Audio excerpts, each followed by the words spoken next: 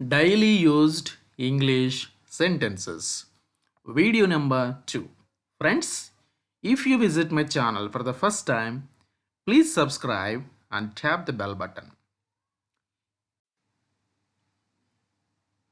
దీనిని ఇంగ్లీష్లో ఎలా చెప్పాలి? లాస్ట్ వీడియోలో మిమ్మల్ని ఒక క్వశ్చన్ అయితే అడిగాము. Answer to the question asked in the last video. దేనికి భయపడకు అని ఇంగ్లీష్లో ఎలా చెప్పాలి అని లాస్ట్ వీడియోలో అడగడం జరిగింది. దానికి చాలామంది సమాధానం అయితే చెప్పారు. Very good. సో ప్రయత్నం గనక చేస్తూ ఉంటే మనము ఆటోమేటిక్గా ఇంగ్లీష్లో కొంచెం ఎఫిషియన్సీ అనేది సంపాదించుకోవచ్చు. సో దీనికి ఆన్సర్ ఏంటి? దేనికి భయపడకు అంటే ఇంగ్లీష్లో ఏమంటామంటే don't be afraid of anything. Don't, ఇక్కడ డోంట్ అనేది డు నాట్ అని కూడా చెప్పొచ్చు. Do not be afraid of anything. Afraid అంటే భయపడవు. Okay, so do not be afraid అంటే ఏం భయపడకు. ఆఫ్ ఎనీథింగ్, దేనికి భయపడకు. Okay, let us see. ఈరోజు క్వశ్చన్ చూద్దాం. దీనిని ఇంగ్లీష్లో ఎలా చెప్పాలి? అతను సినిమాల్లో చేస్తుంటాడు. అతను సినిమాల్లో చేస్తుంటాడు. దీన్ని ఇంగ్లీష్లో ఏమని చెప్తామో కింద కామెంట్ సెక్షన్లో తెలియచేయండి.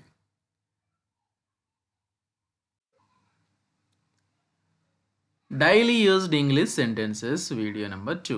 సో ఈరోజు మనం ఏం నేర్చుకోబోతున్నాం అనేది ఇప్పుడు మనము ఇక్కడ తెలుగు వాక్యాలని గమనించి తర్వాత వాటిని దానికి సంబంధించిన వాక్యాలను కూడా నేర్చుకుందాం. నన్ను అడిగితే చేస్తాను. అతన్ని అడిగితే నేను చేయను. ఆమె ఎవరిని అడిగి వచ్చింది? నేను ఎవరిని అడగలేదు. ఆమె నన్ను ఎందుకు అడగలేదు? వారు ఎలా వచ్చారు? సో ఇలాంటి సెంటెన్సెస్ని అలాగే దీనికి సంబంధించి మరిన్ని సెంటెన్సెస్ని ఈ వీడియోలో సులభంగా ఎట్లా నేర్చుకోవచ్చో నేను మీకు తెలియచేస్తాను. సో వీడియోని చివరి వరకు చూడండి. లైక్ చేయడం మాత్రం మర్చిపోవద్దు. Okay, let us start. నన్ను అడిగితే, నన్ను అడిగితే అనేది ముందు ఇంగ్లీష్లో ఎట్లా చెప్పాలి అంటే if you ask me. If you ask మీ, ఇక్కడ యు అన్నాం. నన్ను అడిగితే అంటే నన్ను అడగాలంటే ఎవరు అడుగుతారు? మీరే. కాబట్టి ఇఫ్ యు ఆస్క్ మీ, నీవు నన్ను అడిగితే లేదా మీరు నన్ను అడిగితే. సో దీన్ని సెంటెన్స్లో ఉపయోగిస్తే ఎట్లా ఉంటుంది? I will do it if you ask me. I will do it if you ask me. If you ask మీ అంటే మీరు నన్ను అడిగితే నేను చేస్తాను. If you ask him, he won't do it. If you ask him, నీవు అతన్ని అడిగితే he won't do it, అతను చేయడు. If you ask you may get it. If you ask you may get it, నువ్వు అడిగితే నీకు దక్కుతుంది అని. If you ask you may get it. Next one, అడిగితే దొరుకుతుంది. అడిగితే దొరుకుతుంది. If you ask you will get it. If you ask you will get it. ఇందాక యూ మే గెట్ ఇట్ అన్నా. యూ మే అంటే మేబీ అంటే పాసిబిలిటీ ఉంది, అడిగితే దొరకవచ్చు అని. If you ask you will get it, అడిగితే దొరుకుతుంది ఖచ్చితంగా. He is a generous person. If you ask you will get it. అతను జనరస్ పర్సన్. ఇక్కడ జనరస్ పర్సన్ అంటే ఉదారంగా ఇచ్చే వ్యక్తి, చాలా ఉదారంగా ఇచ్చే వ్యక్తి. So if you ask you will get it, కాబట్టి నువ్వు అడిగితే యు విల్ గెట్ ఇట్, నువ్వు దొరుకుతుంది, నీకు దొరుకుతుంది. ఆమె ఎవరిని అడిగింది? ఆమె ఎవరిని అడిగింది? Who did she ask, or you can also say whom did she ask. Whom లేదా హూ రెండు ఉపయోగించిన ఒకే అర్థం అనేది వస్తుంది. హూ డిడ్ షీ ఆస్క్, ఆమె ఎవరిని అడిగింది. I didn't give permission to her. Who did she ask, I didn't give permission to her అంటే నేను ఆమెకు పర్మిషన్ అనేది నేను ఇవ్వలేదు. హూ డిడ్ షీ ఆస్క్, ఆమె ఎవరిని అడిగింది. ఓకే, ఈ విధంగా అర్థం వస్తుంది. కాదనవద్దు, కాదనవద్దు. Don't deny, don't deny, don't deny, కాదనవద్దు. ఎగ్జాంపుల్ చూద్దాం. This is a golden opportunity. Don't deny. This is a golden opportunity. Opportunity అంటే అవకాశం. గోల్డెన్ ఆపర్చునిటీ అంటే ఒక చక్కని బంగారు అవకాశం అంటాం కదా, ఇది బంగారు అవకాశం. సో ఏం చేయాలి, డోంట్ డినై, కాదనవద్దు. Next one more. Don't deny when they ask you. Don't deny when they ask you, వారు నిన్ను అడిగినప్పుడు కాదనవద్దు. ఓకే, ఈ విధంగా డోంట్ డినైని మనము చెప్పవచ్చు. Next one. దాని గురించి ఆలోచించండి లేదా దాని గురించి ఆలోచించు. ఇంగ్లీష్లో think over it, think over it. ఎవరైనా మనల్ని దేని సలహా అడిగినప్పుడు దాని గురించి ఆలోచించండి అని చెప్పాలి. So you can say simply think over it. Example చూద్దాం. If anything comes free, think over it. If anything comes free, think over it. ఏదైనా ఊరికే వస్తే దాని గురించి ఆలోచించు. ఓకే, ఊరికే ఎవరు ఏమీ ఇవ్వడానికి రారు కాబట్టి అసలు ఎందుకు వస్తుంది ఏంటి సంగతి అనేది కొంచెం ఆలోచించండి. If anything comes free, think over it. Next one more. If you observe a sudden rise, think over it. Sudden rise, అనుకోకుండా పెరుగుదల వస్తే ఖచ్చితంగా నువ్వు దాని గురించి ఆలోచించాలి.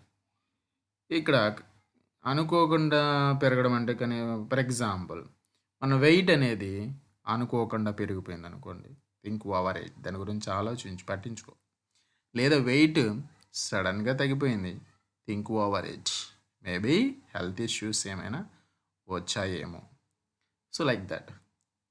Next one. విసిగించకు, విసిగించకు. Don't piss me off, don't piss me off, విసిగించకు.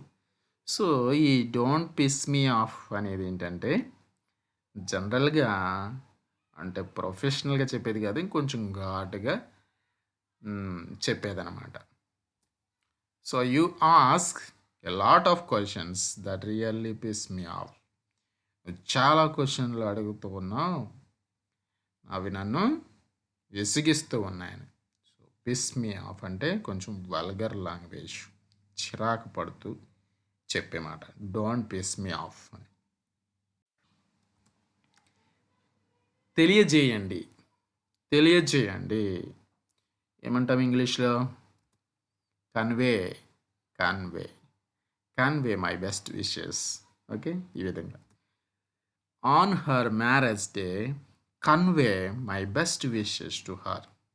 On her marriage day అంటే ఆమె మ్యారేజ్ రోజున, పెళ్లి రోజు.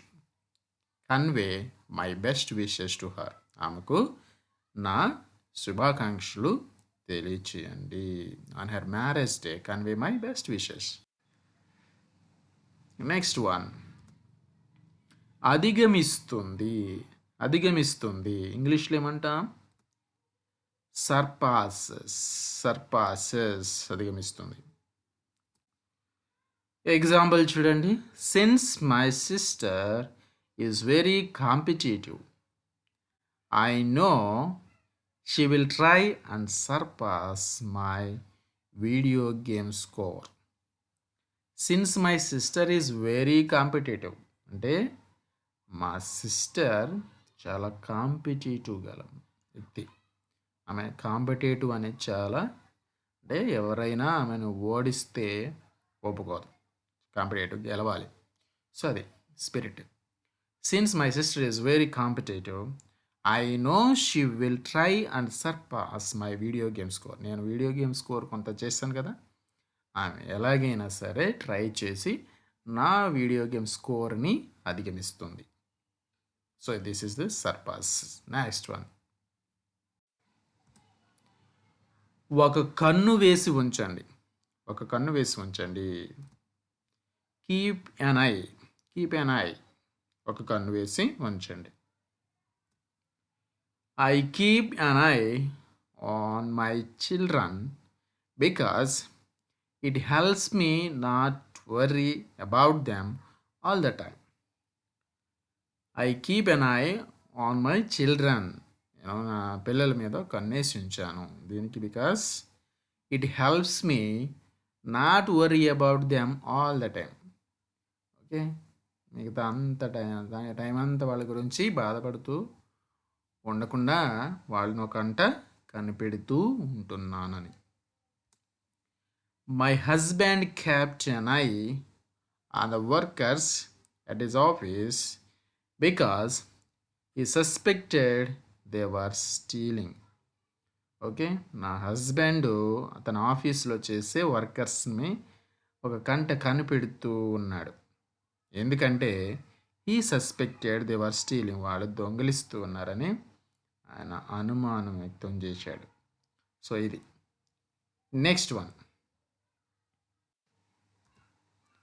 అత్యుత్సాహం. అత్యుత్సాహం. జెలస్నెస్. జెలస్నెస్. అత్యుత్సాహం. ఇక్కడ ఉత్సాహం వేరు, అత్యుత్సాహం వేరు. జెలస్నెస్. She had a jealousness for life and embraced every opportunity that came her way. She had a jealousness for life. అంటే ఆమె జీవితం మీద అత్యుత్సాహంతో ఉంది కాబట్టి ఎంబ్రాస్డ్ ఎవ్రీ ఆపర్చునిటీ, ఏ అవకాశం వచ్చినా వదలకుండా, that came on her way. Okay, that came her way. ఆమెకు ఏ అవకాశం వచ్చినా వదలకుండా దాన్ని ఉపయోగించుకుంటుంది. బికాస్ ఆమె చాలా ఉత్సాహం కలది.